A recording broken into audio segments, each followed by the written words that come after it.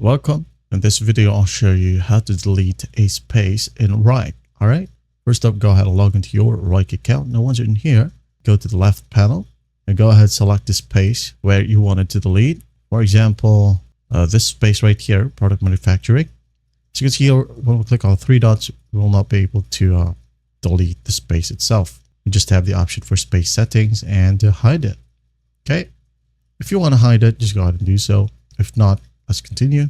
Let's click on it, and here we have the space. Now what we're going to do in here is first up, go ahead and go to its dashboard. Okay. Now go ahead and go to the three dots right here. Click on it. Now export it as PDF. So you'll have a copy of your data right here. Export as PDF.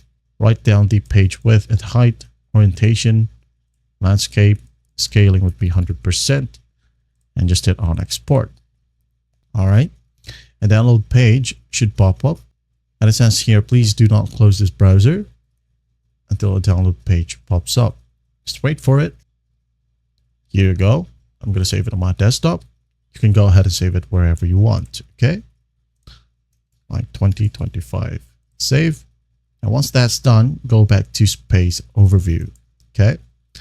And here you're going to want to click on three dots besides the information icon. Just click on it. And in here we have two options, whether you want to archive it or totally delete it. Okay. If you want to archive, just click on archive. If you want to delete, just hit on delete, and there will be a pop-up. Tools, request forms, and automation rules. In this space will be permanently deleted. And the tasks, projects, and folders in this space will be moved to recycle bin. All right. If you're sure, just go ahead and hit on delete, and you're good to go. There you have it. Well, I hope this video helps, and I'll see you in the next one.